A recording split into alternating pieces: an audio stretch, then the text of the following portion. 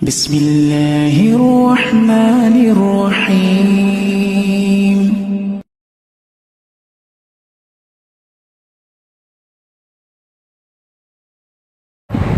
Tapi bagi orang beriman, susah dan kemudian nikmat itu adalah semuanya baik. Sebagaimana perkataan Rasulullah, ngajaran di amril mukmin, menanjukkan semua urusan orang mukmin itu. Jika kemudian dia ditimpa kebaikan, maka dia syukur. Jika kemudian ditimpa kesusahan, dia kemudian senantiasa bersabar. Mukmin mau ada orang syukur kali sabar. Sekalipun yang namanya kesusahan dan kesusahan yang lain yang namanya hidup di dunia sudah menjadi bagian dari kehidupan manusia. Maksudnya seperti itu. Dan ke ayat yang lain. Ayashhadu an la yaqdimu alaihi ahad. Firman Allah ayat yang kelima. Apakah kalau diartikan sesuai berkata, ya satu dia manusia mengira. Apakah manusia itu mengira bahwa lan tidak akan pernah yaqdiru berkuasa alaihi atas manusia tersebut ahadun seorang pun. Nek diterjemahkan arti jadi bahasa Indonesia menjadi apakah manusia itu menyangka tidak ada yang berkuasa atasnya. Nek tak terjemahan jadi seperti itu. Maksud dari ayat itu menurut bahasa adalah jadi menurut asal Sri ayami ayyahsabu alla yaqdiru alaihi ahadun ya'khudhu mallahu. Apakah manusia mengira tidak ada yang berkuasa atas orang itu, atas manusia itu, bahwasanya hendak diambil harta bendanya? Bukankah kemudian kita kalau seandainya punya nikmat, punya harta benda yang pada dasarnya memiliki adalah Allah Subhanahu wa Ta'ala. Dan kita tahu yang namanya harta benda yang kita miliki suatu saat akan mengandung dua pertanyaan yang harus kita jawab. Kelak tatkala kemudian di yaumil akhirat. Justru namanya akhirat terkait masalah harta benda kan dua pertanyaan dua. Makanya benar dari sesuatu yang paling populer disebutkan la tazalu qadama 'abdi hatta yus'al, tidak akan bergeser dua kaki hamba sampai dia ditanya. Ditanyanya diantaranya dengan memiliki, ditanya tentang usianya, bima untuk apakah kemudian usianya itu dihabiskan. Dewek takoni umurnya berapa, masa anak-anak, masa bedik, masa tua, masa muda ditanyakan. Dan suruh mempersiapkan jawabannya.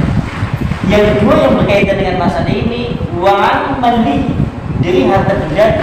Harta bendanya pertanyaannya ada dua. Min aina iktasabahu, dari mana kemudian kita dapatkan? Wa ma'al dan untuk apakah kita kemudian gunakan? Sampai harta bendanya kan zaman dia nganti sini terkait masalah harta benda ditanya dua. Misal baju, sampai punya baju 1000 maka ditanya dua.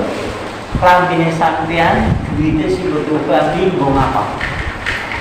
Terus nang sampean begitu sudah punya baju nang sampean mau ngapa dan dari mana pula uang yang Anda hasilkan untuk membeli baju itu? Motornya sampean juga sama seperti itu. Sandalnya sampean juga sama seperti itu. Pecinya sampean, topinya sampean, pacunya sampean, narinya sampean, tanya seperti itu. Bayangkan kalau seandainya manusia yang banyak harta bendanya, bulannya wong miskin wis kampung takut ini wong sugih itu bilang mau diurang. Karena ini sampean 12 kemudian daripada sing 12 terus sampean duwe sepeda motor 12 lebih apa dibandingkan sing duwe motor siji. Sing duwe motor siji ki luwih apa dibandingkan duwe siji yaitu sopun. Sing wis putus. Wah. Ini maksudnya. Masya Allah. Ini kita kan disuruh mempersiapkan jawabannya terhadap permasalahan ini. Dan menurut di dalam ayat ini ada yang menyangka harta bendanya seolah-olah tidak akan diambil, tidak akan dihisab, tidak akan ditanya oleh Allah Subhanahu wa Ta'ala. Menurut saya banyak yang seolah-olah tidak sadar, tidak mengira, tidak menyangka kalau harta bendanya yang dia miliki kelak akan dipersoalkan oleh Allah Subhanahu wa Ta'ala. Bukankah kita lihat di dalam kehidupan manusia di zaman kita hidup hari ini, mereka berlomba-lomba untuk mendapatkan harta benda dunia tanpa pernah berpikir dari manakah harta benda itu didapatkan dan untuk apa kemudian digunakan. Sehingga ada dalil umum sing salah kata bulan sing haram anak apa mending sing halal. Karena mereka buta dengan yaitu permasalahan kelak akan ditanyakan dengan permasalahan ada. Dia yang bikin sandal bela sampai kan sini. Itu sedang disebut aja. Padahal sedang disebut takut artinya ini. Sedang sisi wis golek bes walasan bumanci. Sing bulan dipakai esuk tetap ditakoni. Bu, sendal swallow warna abang sing wis gijengan disambung tali rafia sampai kelingan ora. Sing wis nggawe pertanyaan kayak sampai tuku dengan duitnya terus mau apa? Coba ya kan kalau suatu saat kemudian kita ditanya seperti itu, kita tidak bisa memanfaatkan semuanya itu kebaikan. Apa yang terjadi? Ini akan memperburuk keadaan manusia kelak di yaumul bisa. Itu balik perhitungan amalan-amalan manusia. Mulanya kita disuruh naik sadar, kemudian kita berpikir ada permasalahan ini, oh masya Allah. Artinya banyak harta benda kita yang kita miliki kelak akan dipersoalkan oleh Allah Subhanahu wa Ta'ala. Apa baik ini? Pelambi, yang motor, sandal dan yang lain sesuatu untuk mempersiapkan jawabannya semuanya. Pantas Rasulullah ngomong sebaiknya manusia itu memang banyak menangis daripada tetap sebagai balasan terhadap apa saja yang mereka rasakan di dalam kehidupan. Maksudnya seperti itu. Satu lagi yang sampai titik main kepenaknya semua ini. Sehingga yaitu disebutkan yaitu dari Tariq bin Maududi. Ini dari Tariq bin Maududi. Tariq bin Maududi Qala Ibnu Qala Qatadah berkata Qatadah. Ini menurut penafsiran Qatadah. Menurut penafsiran Qatadah adalah ayasabu la yaqdiru alaihi ahad. Apakah manusia mengira bahwasanya tidak ada yang berkuasa untuknya seorang pun? Maksud Qatadah adalah Ibnu Adam, manusia. Ya dulu dia menyangka manusia ala yus'alla, bahwasanya manusia itu menyangka bahwasanya tidak ditanya an hadzal mal, dari harta benda yang ia miliki, yaitu min aina ikasabahu, dari manakah kemudian ia kasabkan atau hasilkan, wa fima anfaqahu, dan untuk apakah kemudian dia gunakan. Manusia yang lalai masalah itu menurut penafsiran dari kota. Dan kita telah mengetahui penafsiran dari kalimat ayahsabu alla yaqdiru alaihi had. Ini kita langsung berpikir terhadap harta benda yang kita miliki semuanya itu kelak akan dipersoalkan oleh Allah Subhanahu wa Ta'ala. Dari manakah kemudian kita dapatkan dan untuk apakah kemudian dia gunakan. Artinya harta benda yang kita miliki apa saja bentuknya, nikmat apa saja yang kita karuniakan dari Allah Subhanahu wa Ta'ala, sebaiknya dan paling kemudian bijaksana adalah ditujukan untuk ridha Allah Subhanahu wa Ta'ala, maka itu yang selamat di sisi Allah Subhanahu wa Ta'ala. Nanti sampai ini besok berarti sampai kalimat yaqulu ahlatu maladuban.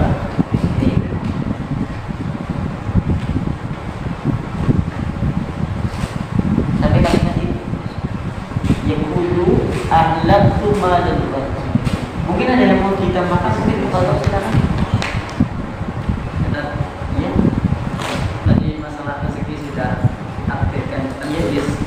Tapi kadang saya pikir untuk kekhawatiran itu ada karena untuk kebutuhan sehari atau mungkin untuk kebutuhan sekolah dan lain-lainnya itu terbayang itu Ustaz. Itu bagaimana itu? Ini seperti ini. Ini ada perkataan dari Hasan Basri. Hasan Basri itu berkata seperti ini. Inilah akhafu an amritu.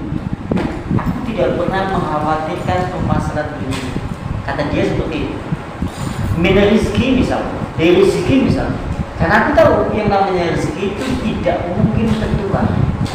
Dan Allah pasti memberi jalan keluar bagi setiap hamba yang bertakwa. Ini menurut Hasan Basri. Nah, kalau kita berbicara masalah hitung-hitungan manusia, kita sering disibukkan oleh kepusingan kita berpikir sampai mungkin tidak pernah akan terbayang. Atau mungkin manusia atau seorang bapak yang punya anak cucu, kok sampai kemudian kuliah semuanya, lolos semuanya, lulus semuanya. Dia begitu lulus semuanya anaknya, sampai bayang, astagfirullah, aku kok pikir ya, duit kan nanti kok bisa lulus anak. Nah, Ini yang tidak dijangkau oleh manusia. Karena pada dasarnya yang namanya manusia itu, rezeki itu sebetulnya bukan dari manusia itu sendiri dan bukan dari hasil jerih payah manusia itu sendiri, tapi rezeki itu murni dari Allah. Kemudian mau diomong, nah rezeki itu sudah diatur, orang bakal ketuker. Sampai pernah berpikir udah, anak mau bagi kurban dan kenapa 400 bungkus. Mulai dari kaki, mulai dari dagingnya, kulitnya, itu semua yang nanti menjadi bagian kita bisa ada jenengannya kabeh. Contoh sih dari jenengannya bagian yang maksimal, pada udah disembelih dan gonggong, biar jenengannya maksimal kabeh, maksimal aja. Kok tekan ngomong bisa ada jenengannya penting, jenengannya anaknya, jenengannya si duit itu aja. Sampai yang namanya nasi yang kita makan, upahnya kan akeh, sampai mana yang tulis juga. Sekali makan berapa nasi yang kita habiskan per upah ya? Pakai satu sih. Itu nanti semuanya yang ada di Mexico, ada di tempat nasi yang nama kita ambil. Itu tidak segini dewek. Tapi sih tidak segini anak dewek juga tidak mungkin kita ambil. Toh nanti kadang-kadang ada yang bukan rezeki dewek. Begitu sudah 30 suapa, ternyata yang terakhir 31, 32 itu kemudian utang karena memang bukan rezeki kita. Maksudnya pada dasarnya gini. Kita harus yakin terlebih dahulu konsep keyakinan tauhid, rezeki itu memang dari Allah, menunjukkan dari Allah. Kadang-kadang ada orang yang bersusah payah mulai dari pagi sampai jam 5 tapi menghasilkan uang yang tidak seberapa.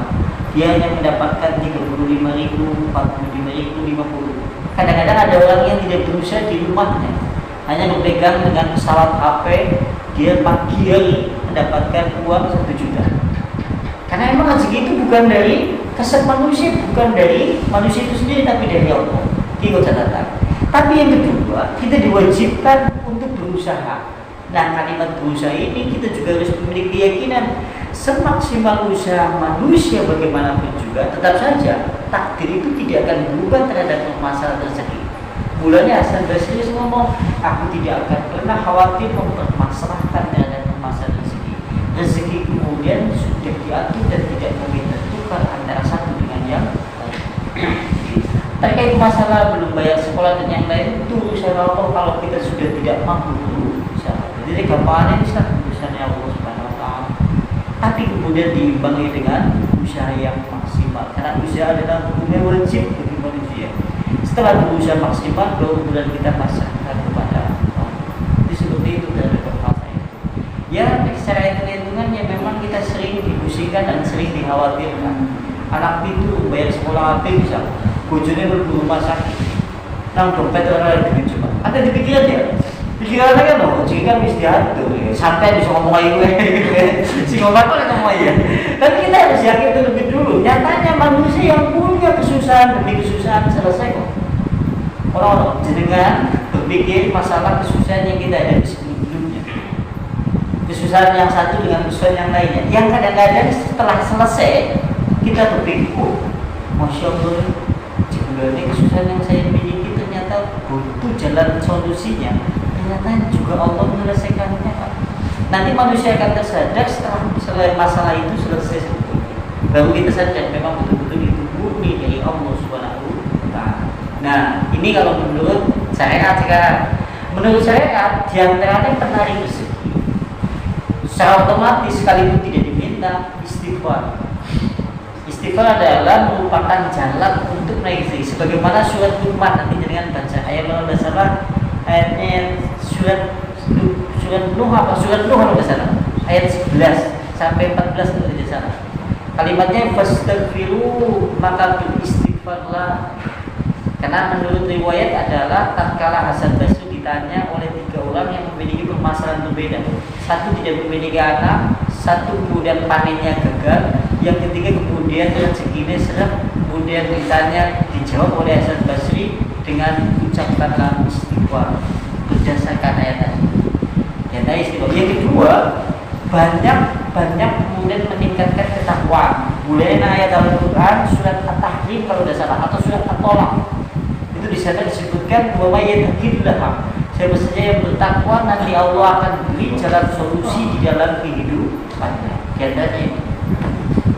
Next seperti itu si manusia itu. artinya yang seperti itu ke manusiawi, semuanya manusia sama, tergantung tauhidnya masing-masing. Pada dasarnya yang manusia itu hitungannya banyak, tapi tergantung nanti terhadap permasalahan tauhidnya kepada Allah Subhanahu wa taala. Ya gitu aja masing-masing. Iya berapa ini. Cekat ya. Akhir kalam bila